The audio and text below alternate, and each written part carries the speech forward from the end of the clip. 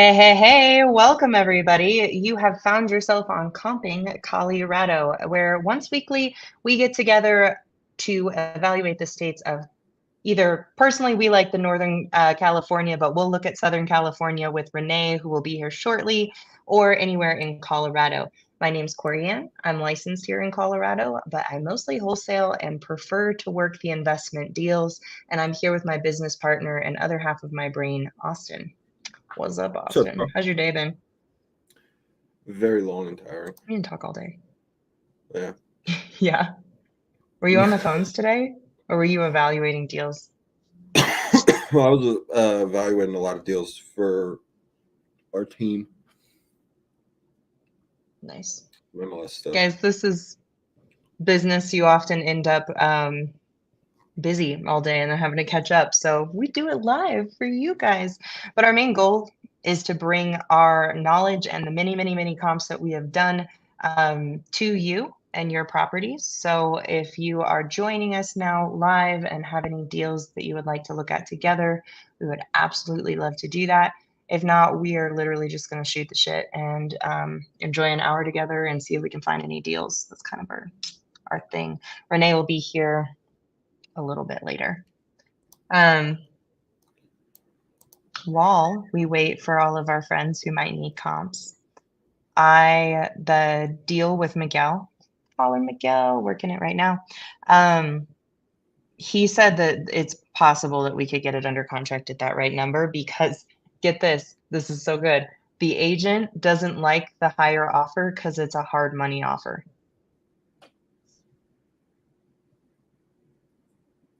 All right. So Okay. they're asking if we can beat it out in cash. And we can. So Yeah, I mean, it's the same thing though, and the end buyer's likely going to use hard money anyways. So, I don't know. She said it would take longer, and that was her big complaint because I kind of laughed at it and I asked Miguel, I was like, where, did you press into that? Like, where is it coming from?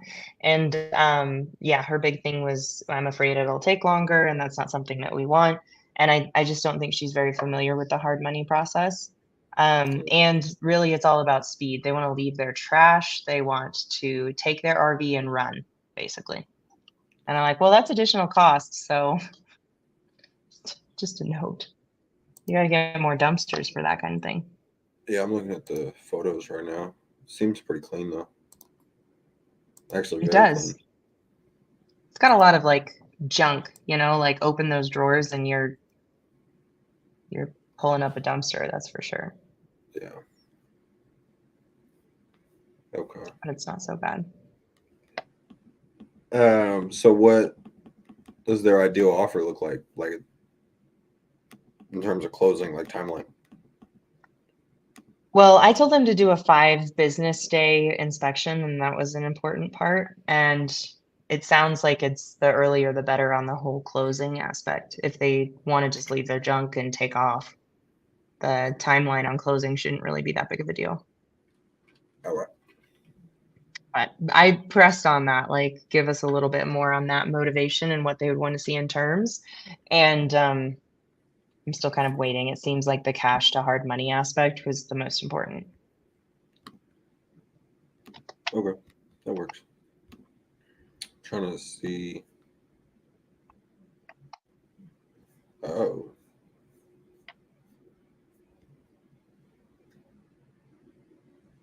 Oh. Yeah. Okay.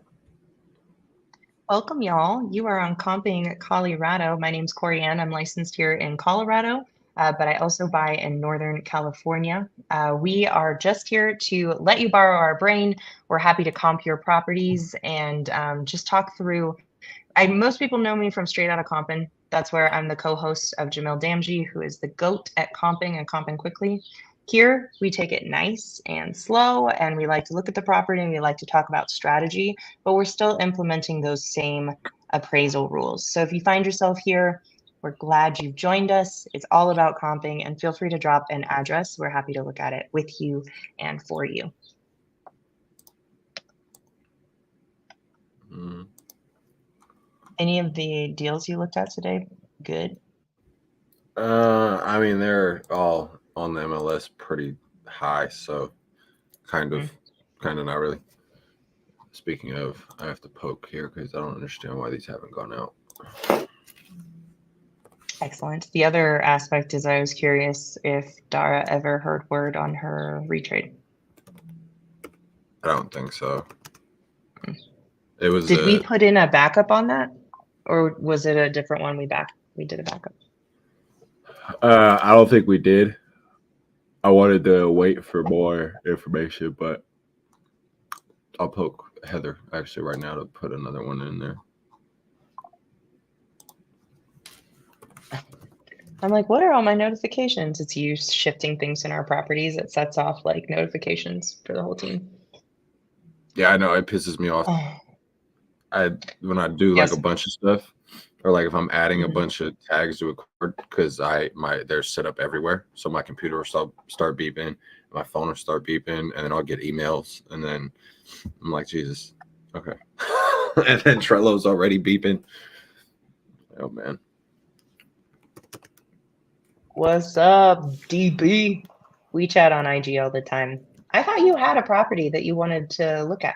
Drop it in the chat.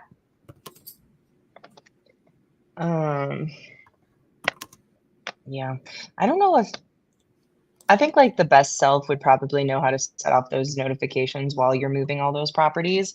But the thing that I would do is forget that I turned off the notifications, and then that's why I have it. Super hot deal. That's why I have it, because it is what it is. I'd rather see it than not. Yeah. Agreed. Because that's a big part of why I'm like quick when something's going in Trello, because I get the notification. If I didn't put it in there, I go see what it is like immediately, just so I'm very aware of what's on our board.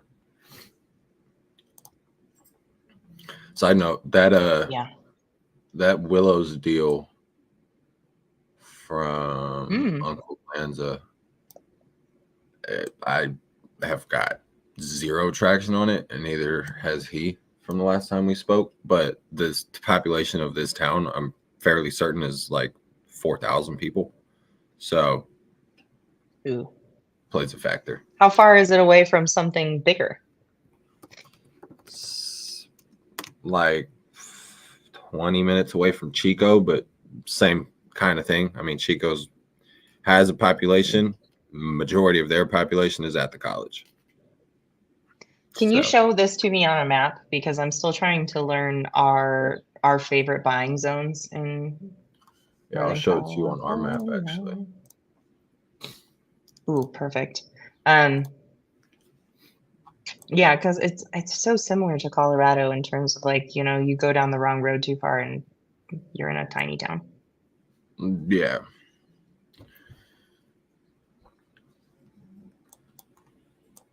So our zone caps about here. And even this is one of those little itty bitty towns. It's just there's shit out there, essentially. This is Willows.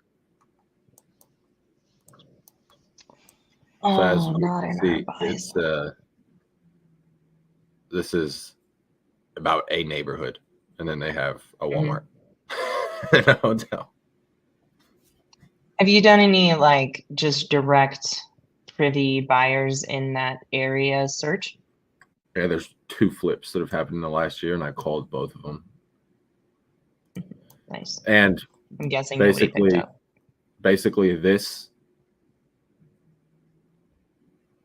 is on massive fire right now. So it's quite close. So this is the one that's like right outside. Oh. It's a big ass fire too. It's 500,000 acres last reported. That's crazy. Do they know how that started? Yeah, actually a guy was seen, where the assumption is that this was some kind of a stolen vehicle or a crime vehicle that he set on fire and tried to drive into the river. Well, he missed the river and went up a mountain. And then, because the winds, Wow. we've been having super crazy wind out here too. So like there's videos, I'll send you some on Instagram, but there's videos of them like fighting it right now. It's fucking wild. Fires like just jump in the street, and like there's like fire tornadoes out there right now. It's like, Jesus, that's rough. Yikes. Sending prayers to everybody that is near or around that. It's honestly a worst nightmare and very possible with where I live. So I keep a lookout for that. All right, Donald, I'm looking at your stuff. And Lawton, Oklahoma, which is not our area to look at all, but honestly, I'll probably take a look today because Lawton, Oklahoma is where most of my in-laws are from. So I just take a personal interest. It's really not a great wholesale area, but let's see what Privy says, because I love Privy. And don't tell anybody, because here we mostly comp California and Colorado, just so you know. I just happen to take a personal interest.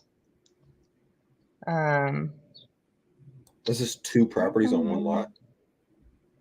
Yeah. I've like seen that happen a lot. Especially if the agent is really trying to push it as like 2 separate properties. There's a county out here that finally, I don't remember exactly which county, but they approved the sale of ADUs as separate parcels.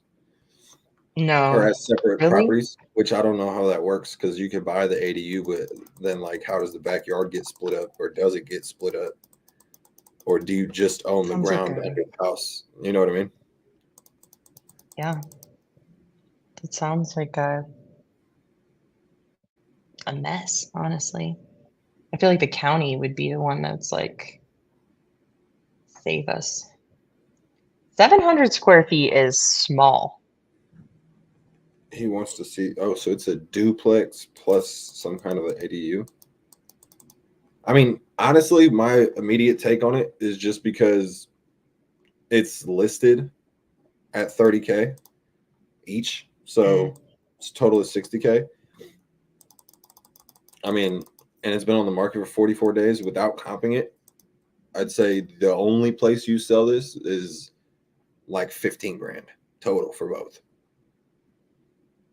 Just because in this price point, it's, yeah. I mean, the ones that I'm looking at, like this house sold for $2,500. This one sold for $24,000. This one sold for $5K. I'm all about the same size. The duplex and then the ADU, meaning 30, 30, 30. Because I think I might be looking at the ADU. No, I'm looking at the ADU too, but it's it says discover a prime investment opportunity in Lawton with this unique 2-home package. Must be purchased together. Both homes 30K combined to make a total of 60K. The other one is 1801 Southwest B Avenue, which, wait a minute, this isn't on the same lot. Oh, okay, so I take more of an interest on like what's the activity that's happening in that area. Can you have a wholesale business? And I'm like looking around, and I don't see an opportunity in Lawton for you to make good wholesale fees. I don't think it's big enough. Obviously, like I've been there. I've had a soda from, oh gosh, what's that place called? But anyway, like it's small enough that you know the stuff that's around. It's not a really big city where you can make that kind of money. So I'm curious if like Omaha would be a better fit, but also I'm pretty sure there are laws. What am I thinking? What's the big town in Oklahoma? Pretty sure. Oh gosh, guys. Well, yeah, but there's another one that starts with an O. Tulsa. Oh yeah, Tulsa would be a great one. I don't know what I was thinking of though. Oh well, this isn't really a horrible. I mean, it's a decent rental market. The rents, there's 14 rentals in a half a mile from here, but I mean, either way, the rents are like $800. So I'd still say you want the you want to sell this under 10K? I'm pretty sure there are laws in Oklahoma against wholesaling. Are you aware of what those are? And do you and not you, Austin. I'm speaking to DB right now, but I'm gonna look it up because I'm very curious.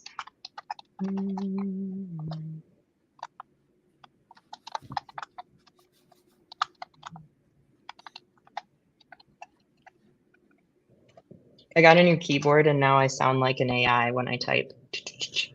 1 second, I'm looking want up one something. of those clicky ones. Yeah, that's what it is. It's really nice. Yes, there are laws in Oklahoma regarding real estate wholesaling. The Predatory Real Estate Wholesaler Prohibition Act, which took effect on November 1st, 2021, requires real estate wholesalers in Oklahoma to obtain a real estate license. The law was enacted to address issues such as misleading sales tactics and predatory contracts associated with wholesaling practices, blah, blah, blah, blah, blah, blah, blah, blah, blah. While obtaining a real estate license is not mandatory for all wholesaling activities, it is required for certain methods like contract assignments.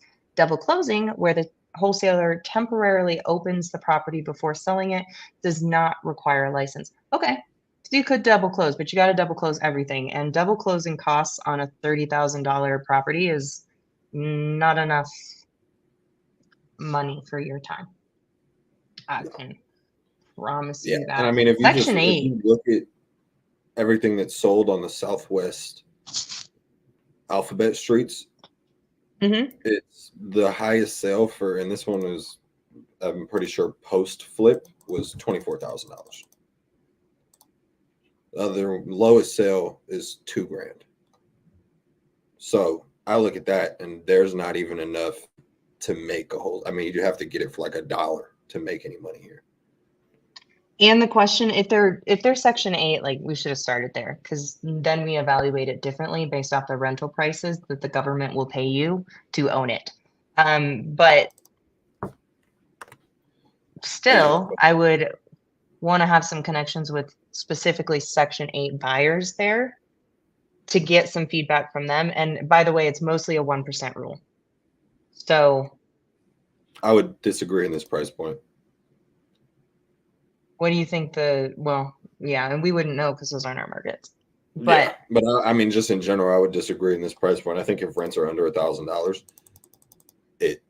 you know what I mean? It gets a little less shaky, especially in a market like this where people are buying houses for $2,000. It's like in Detroit, you're definitely not using the 1% rule. You probably want to be closer to 8%, 9%. So kind of depending on what the Section 8 rental is for this particular area, it could be the right buy at that 30,000. Is that what you're saying? No, because even the rents that I saw over here are. Let me go back. I want something else. Give me a second.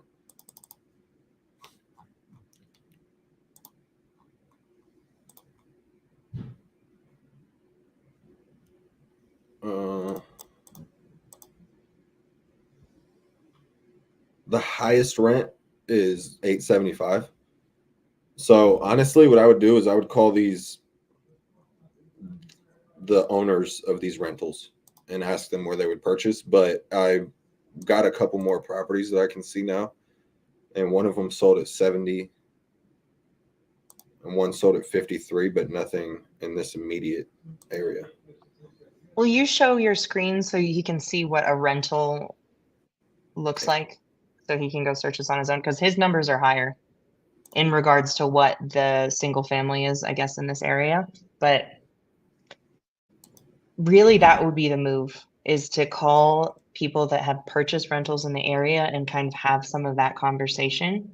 And then be prepared to double close over to them if you're going to go under contract. A lot of these are apartments down here. Be safe legally. Hi, Peter. I'm glad you're here. We here on Comping Cali-Rado mostly comp California and Colorado, but I do know a lot of you guys are hungry because Jamil was not around to be supportive today for the straight out of comping. So I'll take a peek at your address. Yeah, or find give me a second. I'd be a little surprised if the government was paying more than just a regular rental. They usually do. That is pretty standard. I mean, it's usually. I was just doing some research on this the other day. It's usually, I think, 10% more than whatever standard rents are. Okay, that would make sense. See, guys, Peter, that's why I have a smarter partner than me. Danny Buys Homes on Instagram. DM him about this because he might be your buyer. That's Danny Harrison.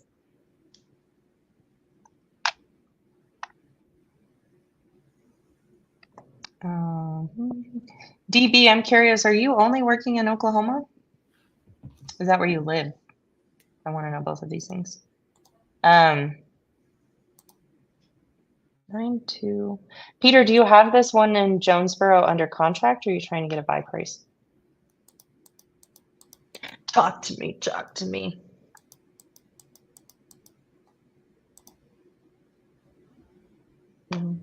Hi, guys. Welcome. If you find yourself here, you are on Comping Cali-Rado, where we comp California and Colorado properties, and we let you borrow our brains when it comes to the many, many, many properties that we have comped and many properties that we've gotten under contract at the right price and the wrong price. So, oh my gosh, DB, you're in Scottsdale, but you're licensed in California? What is stopping you from wholesaling in California? That should be your number one market if you're licensed there. I'm curious what MLS you're a part of.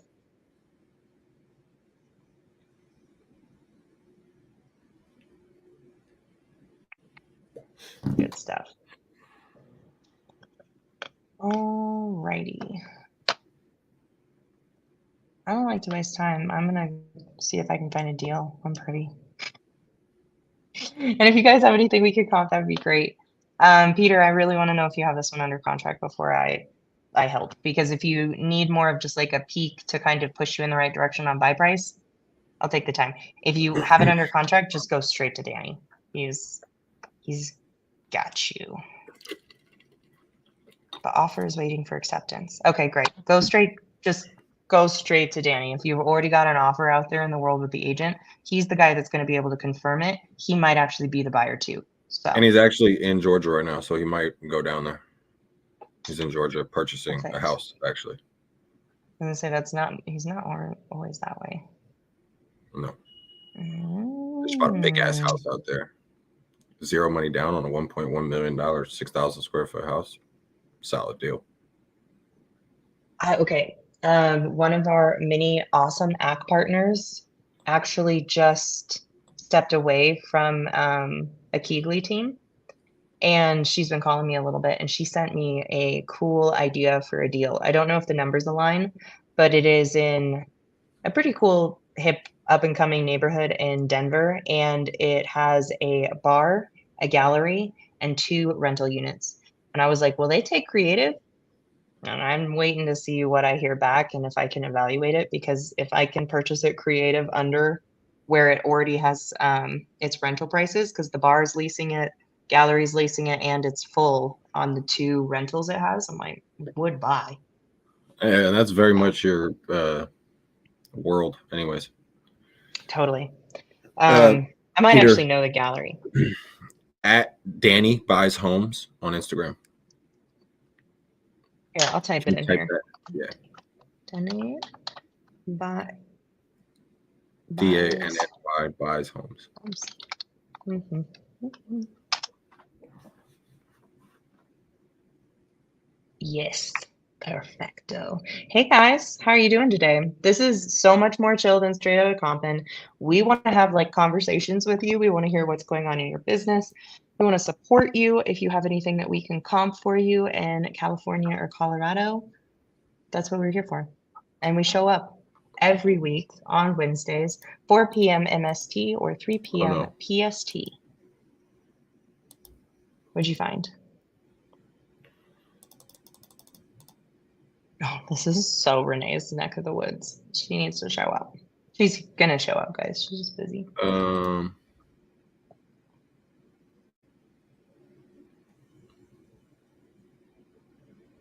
Is this under contract at $950?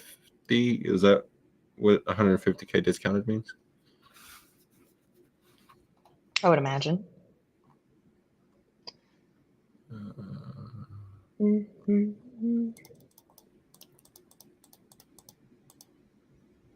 Sheesh.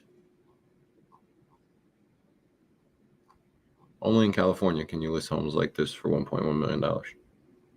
I know. That's why most people are scared of California. Mm-hmm. Sorry, guys. Deals are in my phone.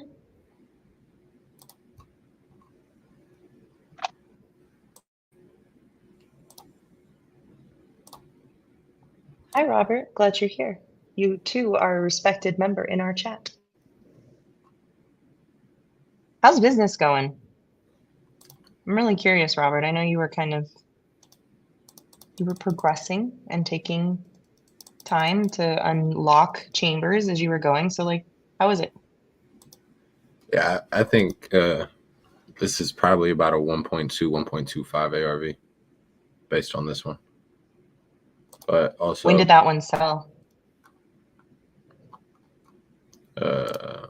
April, a couple months back. Okay.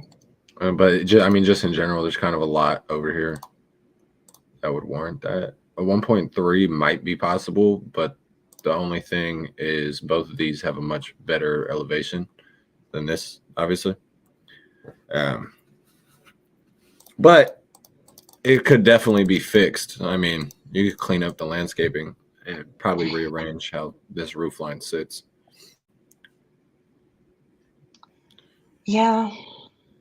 But that's a lot. It costs a lot to do that. The 1.35 that we saw, was that a more recent sale? I am talking about Danny Harrison. When did you speak to him? Because I just talked to him this morning. He said he was looking for more deals. But Jonesboro may not be his main cup of tea, so it may just be too far out for him.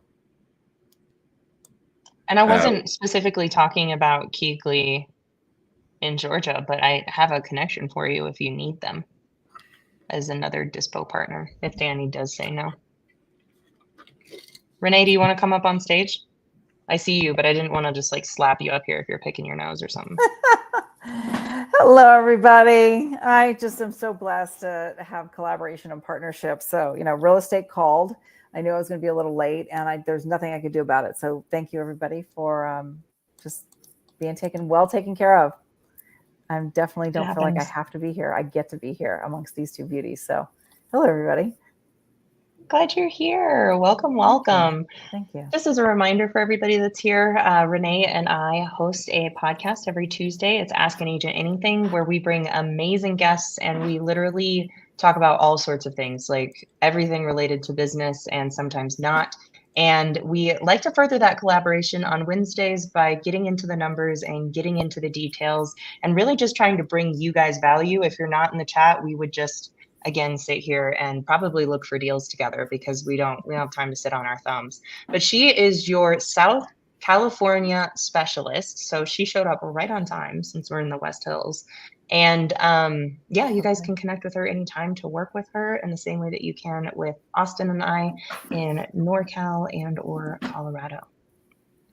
Yeah, and vice versa. Sometimes even though that's well said, given that I'm licensed in the state of California, I do get stuff up in NorCal. So I have to, stay pure. And I would obviously give, Austin and Corianne the first dibs. But, that's the spirit of collaboration, guys. If, you happen to get something somewhere and by happenstance you're talking to me or somebody else says, oh, I got something in Northern California, you'll always be taken care of. I think it's easy for people to kind of categorize, oh, this person works here, that person works there. But we're kind of spreading ourselves all over the place because you never know who knows who, when, and where, right? I mean, and all these years later, I've definitely done some business in NorCal. I go about as far on a consistent basis as probably, I'd say Ventura. There's not a whole lot going on in the middle of the state. Every now and again, there's something in Monterey or a Big Sur or something like that, but probably Ventura South, all the counties in Southern California. Yeah. The other thing we have to give you some credit for that, like, honestly, if you hit up Corianne, me, or Austin about this, it's so funny. I just talk about us like a unit. If you hit us up with a unusual, not cash deal, like something that's kind of awkward in California, that's not us. We do cash deals there. So we would throw that at Renee and be like, you bring your creative soul, pretty please.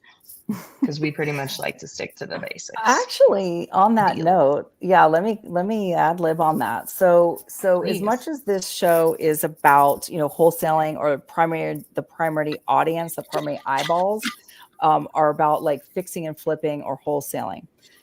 To me, that is one lane. That's one exit strategy. It is some of the lowest hanging fruit and some of the easiest way to make money. Now, put that aside as one lane. And on the coattails of what Corianne's saying, if you guys get something that might be a creative deal or a small lot development, a tear down, raw land, although Corianne's dipping into raw land, but I also refer to more like urban infill, if you will. So like a house maybe was on a lot. You guys have all seen that. You're driving down the street, house, vacant lot, house, right? That I call that urban infill. Anything of the sort. To me, when I hear the word investor, it's like any exit strategy. Any exit strategy within the state of California, please do not throw it away. If you guys are doing your numbers and you go, it's not the 70% rule, it's not a wholesale, let me throw it away. For the love of God, do not do that. Call myself, call Corianne, call Austin. All roads probably will lead to me on that. And we can get you paid. Okay, there's a lot more ways that investors do business that isn't necessarily talked about as much in some of these rooms, because it's usually about the lowest hanging fruit and how you can make the most money. So I kind of specialize in all of that. So again, don't leave money on the table. Really quick for I'm curious. DB. Well, I think for DB, I think this needs to be at like 850. I have a calculator. Well, first reason I say that is because of where the other flips are selling. And then second reason is the calculator. The 1.35, why is that not a comp? What kicks you down to the 1.2? It's bigger and the elevation is completely different. Oh, freaking elevation. But California. This is the calculator if he needs a farther, like just peek at Y. Let's see if we can just like blow this up over our faces. Here we go. You see it? Those are the numbers. That's the shaking down numbers. I'm going to ad lib again. Remember, guys, so Austin is comping this as a flip. So I really recommend that you go with local area specialists, because I'll just use this as an example. Okay, this 1-1 here in West Hills, and I jumped in the middle of this conversation, but I want to just use it as an example that if it doesn't pencil out as a flip, do not throw away this opportunity.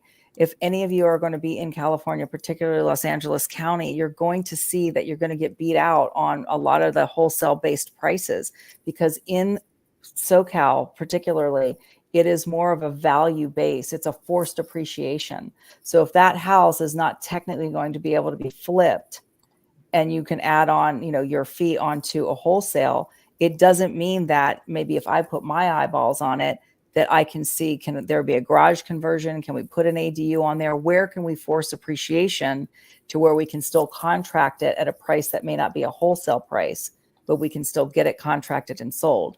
Because guess what? When you come back 6 months later and look at this, again, someone's going to buy it. Someone got paid on this. So make sure to go broader in your thinking on that, or please at least, call one of us so we can walk you through all that. Okay.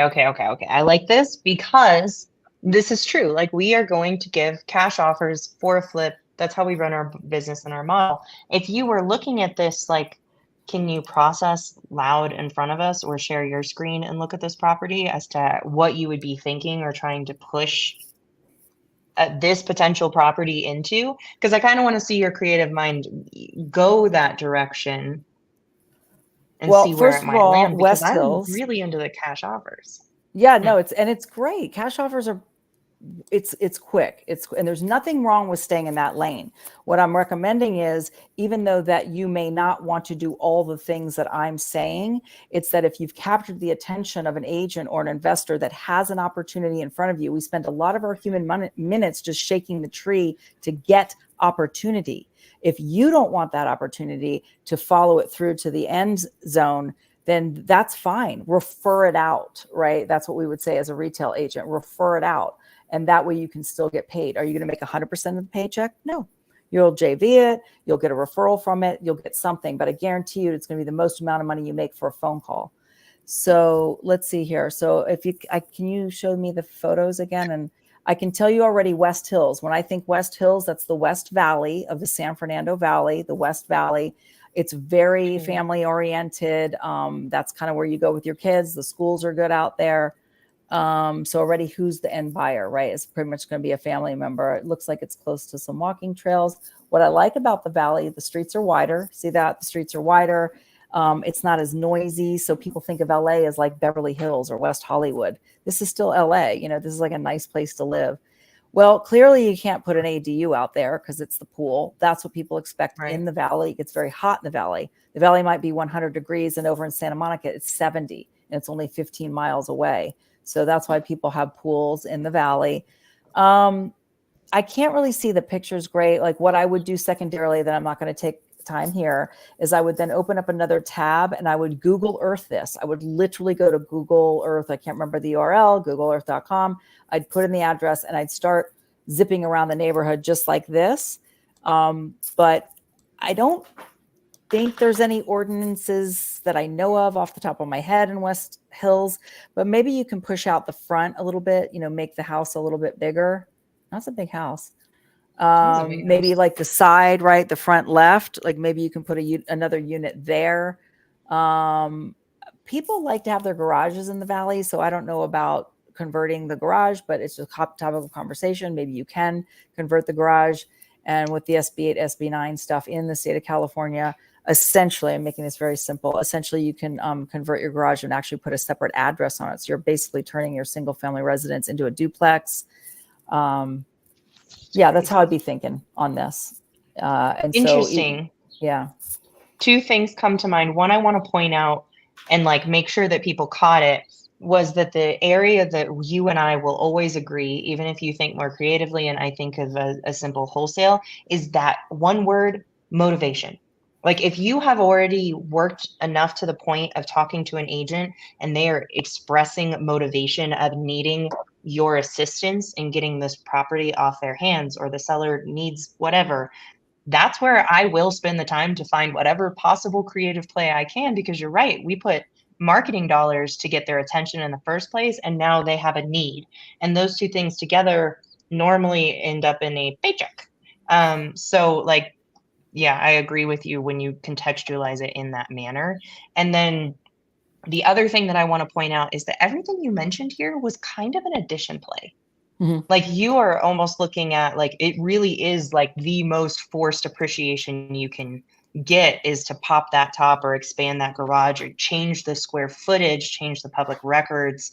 And all of a sudden your comps are not the comps of the same square footage. It's just, it changes everything. And we're seeing more of it. So I don't know what, loose terminology is like urban infill, or, it's all these things where there's not enough housing across the country practically, right? There's not enough housing. And so my running joke is they aren't making any more land. So if you have a large lot property, like this one's 12,000 square feet, which a lot of the Valley houses do have larger lots. There's a reason for that, which I'll tell you in a second, but these larger lots, where it's like, what can you do with all this? This house was built in 1961 when more people were probably going to live in that house for a lot longer. Maybe it was going to be their forever house. They were definitely going to raise their kids there. You needed kind of more yard, right? But now what do you do? It's like, why do we need a 12,000 square foot lot? So with all these rules and regulations, whether you like them or not, frankly, I think in 20 years, it's going to come back to bite us with, all these different,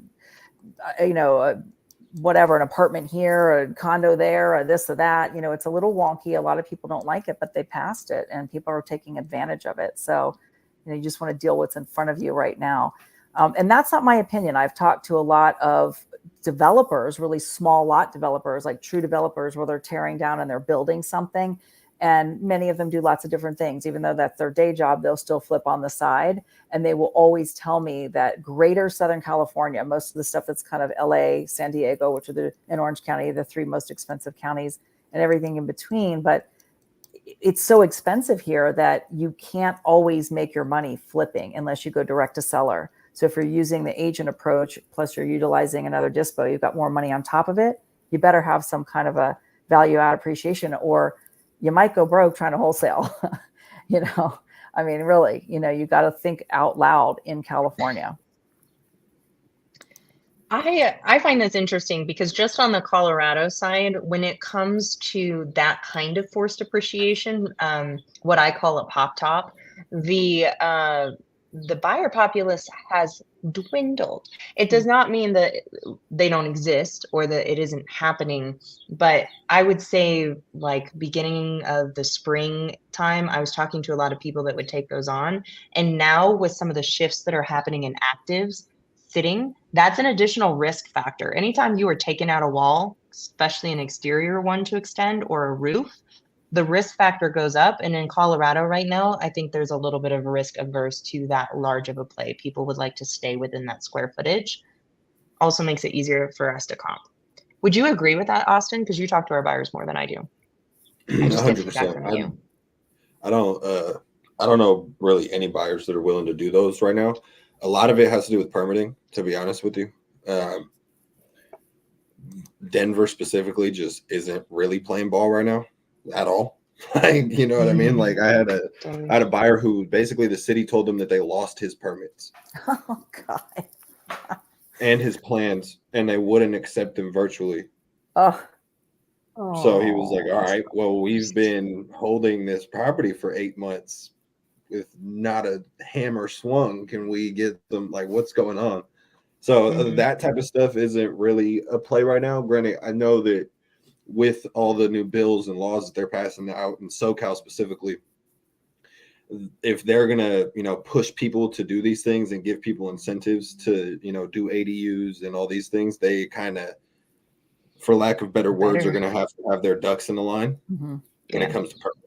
You know what I mean? You can't push for this and then be like, yeah, but we're not going to give you guys the permits though. So I think it's definitely a bigger play out there. However, my immediate thought in this price point actually came from Jamil. Granted, it comes from Jamil in Arizona, where a $1.3 million house is your fucking top dog. Like, you know what I mean? You're in the top of the line of the house, which this isn't per se. But in this price point, I don't know that a lot of buyers are going to want an extra, somebody living in their backyard, essentially. Because that's what Jamil said too. I forgot. It was on a comping call, but somebody asked him about, like, what about an ADU? He was like, yeah, well, once you get over about a $1.2 million price, the want for somebody else to live back there and then the need for the extra income become much less and less and less. Although I will disagree in that this goes back to who like your buyer is. Yeah. Because you are with these type of things, this isn't flippant. You really want to have a relationship to the buyer. And if you don't have relationships to the buyer, that's why we're doing the show, right? So you can get in touch with any one of us, hence a JV. So like I have relationships with buyers that are doing this. Many of them are buy and holds, right? So many of them are buy and hold buyers. A lot of them are actually, like, contrary to what you're saying a little bit, Austin, is they're not actually looking to have this be another person living there, but it might be a family member, like a true granny flat. Maybe they're moving their baby boomer family in there. Maybe they're right on the cusp of affordability for independent or assisted living, which is extraordinarily expensive. It could be a minimum of $5,000 a month. So there's that. And third is, from a tax perspective, it's actually kind of a smarter move. If you're going to actually build out a separate space, which isn't technically an ADU, but now let's say you did a garage conversion and you put a separate address on there, from a tax perspective, now you can really start writing stuff off, because the IRS doesn't like you get funny business with, oh, you have a bedroom in the back room and now you're trying to write off, a quarter of your mortgage. Like it gets weird, and accountants will tell you that. So I think, again, it's knowing, you know, who that buyer is and where that area is. I mean, honestly, this being a family oriented community, somebody probably wouldn't mind a converted garage just for their like a mother-in-law. kids. So anyway, that's just depending on like who's the buyer, knowing your market. I agree. And that's what I meant. Like, and then especially in like SoCal, I mean, if you're going to, if you're like, hey, I want to live in West Hills, you have really no option price point. You're above that mark regardless. So, you know what I mean? If you can't, like you said, you just can't quite afford it, but you know, you move grandma or dad into the mother-in-law suite. Now maybe combined incomes are enough for it to work. Right. Exactly. Just for the choice of neighborhood. Because that's why I said, like, granted, Jamil was coming from the, you know, Arizona. There's no reason to go buy $1.5 million house if you can't afford it. Well, if you want to live in SoCal, afford it or not, that's really your own house.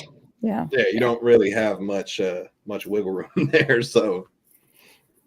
And people would prefer end products anyway. You know what I mean? Like, I mean, people love to wax HGTV. Like, I'm going to flip this and I'm going to do my best. No, every retail client I've ever worked with that ever had that idea and I couldn't talk them off a ledge. And then 6 months later, they were like, why did I even just redo the bathroom? And I was like, you were about to redo your entire house. Like, it's a nightmare. Guys, it's a nightmare. It's like, it's really is, you know? And so you really want to have your team together. You don't want to do this half-heartedly. I think most people, not just for the price point being expensive, but most people's sanity, they just want a stinking house to live in. So if they have something that's kind of fit and finished, then it's better to have it that way. But anyway, that's the forced appreciation conversation. But go ahead, Coriana, you're going to say something. Oh, I was just going to say that I love that we're having this conversation. You weren't here a little bit earlier, but Austin and I were doing the same thing in terms of, I was like, I disagree with you. And he was like, well, I disagree with you, which we have pretty much every single day. But most people don't see that. If you're coming from the aspect of somebody who's incredibly versed in a nationwide wholesaling that just gives you a number on, for example, straight out of Compin, you don't see that most teams, there isn't a perfect number every single time. It becomes a motivation, negotiation, a buyer conversation, and we're always going kind of back and forth as to what dials get us to a closed deal, to taking care of the client, which is huge, and making a paycheck, which we all love that part too. Amen. But it's not, there's no right answer. It really is an art. Some of us have perfected that art. We have ways that we like to run those numbers and we stick to them. And that is what Jamil brings to the table. And I think his numbers are always super solid, but they also have market nuance, because if he's only looking at it as a flip, like Austin and I do, and not looking at it as a possible push in appreciation to expand, then he's not bringing what that additional number could be. And so I think it's just nice to remember that this is what it looks like. It's always a debate. I love it. And remember that there's always a buyer for something and there's always a problem to be solved. And so I actually come at this business like that. So whether it shoots me in the foot or not, it gives me, you know, kind of some mental masturbation, for lack of a better word. I'm like, oh, what could this house be in this area? And so I'm not really putting a square peg in a round hole. I'm just trying to make sure that I cross every T and dot every I. And because I just, know a lot of people and I'm a really good connector, maybe this isn't a deal for me, right? Maybe I don't have the buyer for it, but hey, I talked to, Joan down the way, who's Joan the realtor in Beverly Hills and has a buyer that fits this, category. And I can maybe put a deal together that way. That is way advanced thinking. It's not a better than, it's just an advanced thinking. So if you're not there yet, my whole point in bringing this up is to just kind of start thinking out of the box a little bit and stop throwing opportunity away and say to yourself, in the process of knowing other people to do business with, finding that agent, I mean, Coriana and I happen to be licensed, or finding that other investor that thinks in this way. There's not too many of us out there. There's not a lot of realtors that think like an investor, and investors don't really like realtors. So to find somebody who's got this kind of thought process, keep us in your back pocket. And if you can do an extra 4 or 5 deals a year because of it, like I said, these referral calls are some of the most money you're ever going to make. You're going to make 1 or 2 phone calls And even if you made $5,000, that's more than you'd make if you spent 10 hours on a deal. So just consider that. Yeah. I know that you're jumping into Peter, and I'm sure you're already going to have some thoughts. But I did. Nope, there it went. I had an idea and a thought that I wanted to share, and it just walked out the door. So go ahead and comp this sucker, Austin. First and foremost, this is a horrendous area of Sacramento. So be very mindful of that going into it. Whoops. I'm trying to play with you actually seeing Austin's face while comping. Well, let's hide it. But I can just sit up a little bit. She clicked something else. I got this. I got it. Don't worry. Don't touch anything. Too many cooks in the kitchen. Okay. Hands where you can see them. Oh, you gotta love this job. I think I'm really in the place where I do truly love every aspect of the businesses that I get to build. And I started off not that way. I started off here for the paycheck that would give me freedom. And it was whatever I could white knuckle and fight to actually get here. And now I'm so lucky to know so many of you in the comments that are watching.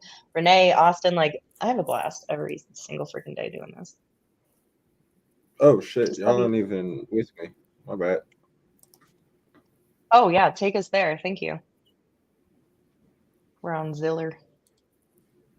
What jumped to Zillow? What are you looking for? Will you talk out loud, please, instead of me jabbering about nothing? Yeah, it's just Sacramento doesn't have MLS access and privy, so just better data sometimes. Gotcha. I mean, it's a lot of the same, but without MLS access, the filters in privy work much less. Mm-hmm. But based on this one, and where was the other one? I totally missed the specs on our subject property. Are we 1,500 square feet, 3-bedroom, 2-bath? 1,800 square feet, cool. 4.2. So where's this at?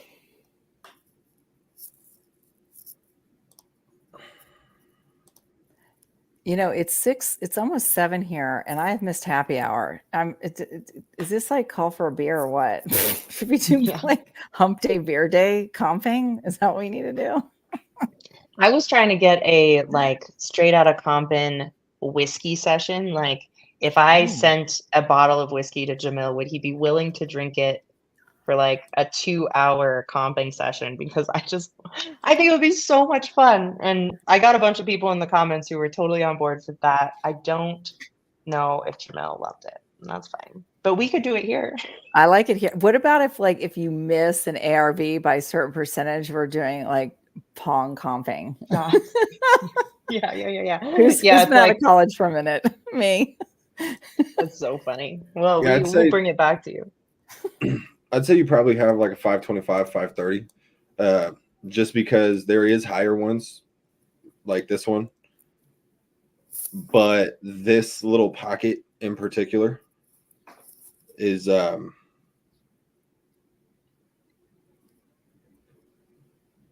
trying to figure out how to word it. It's basically just short of the projects, whereas across this street is a little more short, if that makes any sense. It's a little farther away from that. So I would say you got to be a little mindful. I would say probably about a 515 to 525, depending on what you do to it. Because it's this so one, for interesting. Even the further you back up from the map, you can see there's a giant hole right there. Yeah. You got to look out for that, guys. If your property is in the giant hole and you're pulling from outside of the giant hole, then there's going to be a problem on the sale side, and you will be wasting your time. Yeah, I mean, and that's why it's good to know your market.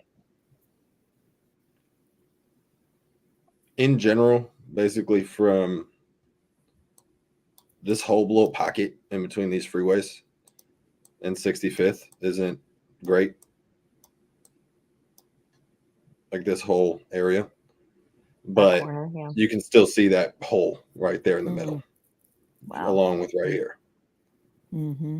You know what I mean? So, main reason for it is it's very heavy gang activity. So if you're usually not just moving in there unless you know somebody that lives there, type of thing. You know, Wow. there's definitely a more desirable street to live on. If that makes any sense. Oh, absolutely. And I think, again, that's why you need to know your market. But one of the ways as you're getting to know your market, Privia is the perfect thing because you can see those pockets and those colors. And I often find that those pockets have a park. Like that's kind of a part of it. Like, is this one of the I take my kids park, or is this one of the like No, not that parks? And you've got to know. this is one of the 15-foot steel gates around the park. Kind of. Oh, wow. This isn't that kind of a party, to say the least. Yeah. You know, it can't be said Important. enough knowing your micro market. And so I'm going to say it again, right? That I get it. We all want to be entrepreneurs out here, you know, especially when you're starting out, you want your name on the shingle, you're kind of flexing your head. You know, I want to make a name for myself no matter what I'm doing. And that's incredibly honorable, and keep that momentum. And it is now being said out there, right? What is it? Collaboration over competition, so to speak. So please, I can't implore people enough to double down, you know, on really just collaborating. You might feel like, oh, I'm giving up half of something or 30% of something or whatever. But at the end of the day, I think you're going to learn from the other person, and you're going to just be sharing, you know, it's just sharing along the way. And from a universal perspective, more opportunities will come your way. And I do see it more often than not where people do get things under contract. I'll speak for LA specifically. They get very excited. I might get a phone call, and immediately I know, unfortunately, that house is not going to flip. You know, there's only so much urban pioneering a fix and flipper is going to do, or even a buy and hold. I mean, it'll eventually sell to somebody because it's just going to be so darn cheap that somebody will buy it for the sake of buying it. It's always about price. But the secondary issue is really maybe more location, right? So just don't be shy in calling folks up and asking for help and making sure they know that area. Like, I know Sacramento pretty well, believe it or not. I have family up there. I've been up there a million times. I don't know that block. I'm calling Austin. You know what I mean? If I was trying to contract something, I'm not going to wing it. I'm going to say, hey, Austin, put your eyeballs on this and thank you for your time, and let's do business. Like, it's really that simple, and you'll do more of it. So it can't be said enough. And it's everywhere. Like you're not in a market where there isn't pockets that you need to be aware of. And that's why it's worth working with somebody. I'm never, ever, ever going to try LA without Renee, because on top of there being like, you know, block by block craziness, there's also like property craziness down there with all these little cute things that have been built. Like nothing looks the same. No, Like in LA. it doesn't. It doesn't. And the hills are very different from the flats, and north of this, south of that. I just had one of those the other day. Quick story. Like, this guy from Astro Flipping sent me an address, and I knew immediately, because I know that neighborhood, like literally the back of my hand. I just know it from living here for so long. Even though I don't live in the neighborhood, I know it. And he said, oh, well, all the comps are here and they're in the 3 millions. But I knew without even looking at the house, it's never going to fly. And the difference is maybe 6 or 7 blocks. It's that big of a deal. You're not going to get it. So anyway, you know, the point is it's not being right about something. It's making sure that you are correct so that you don't have to start canceling contracts and losing relationships with agents or other investors. It's the worst thing you can do. Please don't be right about something. Just double check it. Anyway, yeah. And just to touch on the, you know, couple of blocks, this red area is where our subject is. This at 62% or 65%. This one is is that one, like one street up that's in the okay. And then this green is about 5 blocks away. But you can see the drastic difference in, you know what I mean, desirability and things like that. So that one, I'd say probably about a, you know, 515, 520 ARV. Probably want it low 3s, like 315-ish. Yeah. 315 to 350. Guys, if you enjoyed that little peek behind the scenes on how we keep track of our percentages of ARV per county, feel free to screenshot it and make one for your market, because it just works really, really well. And for us, especially right now, we're being very clean cut in where we purchase because I am having to learn the Sacramento market.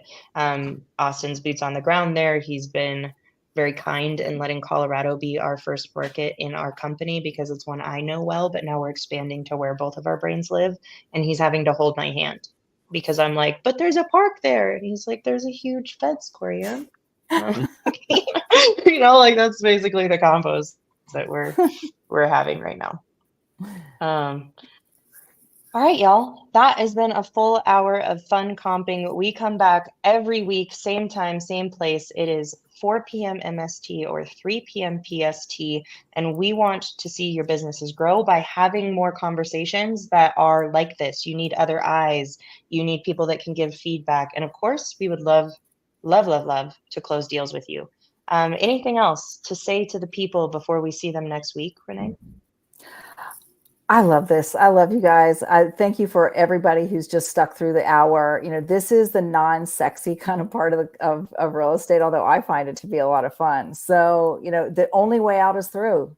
You guys, you got to get your reps and you've got to learn how to comp, and you must understand your micro market. So please, if you're, you know, in a market that you don't understand, double down. If it's in a market that's challenging, you know, but it's your own backyard, double down and lock arms. And, you know, the three of us got your back as long as it's in the markets that we're in.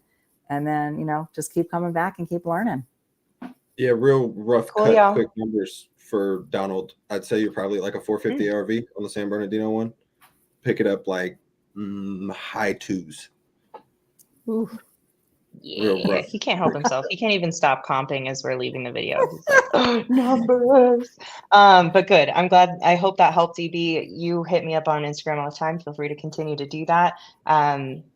Thanks, y'all. Always love this. Peter, go lock up some deals, and we'll see you next week. Send me the Sacramento one. We'll talk a little deeper about it because cool. I love that. All right, you guys, be well. Thanks, everybody. Thanks for letting me come late and be tardy. Promise I'll be on time next week.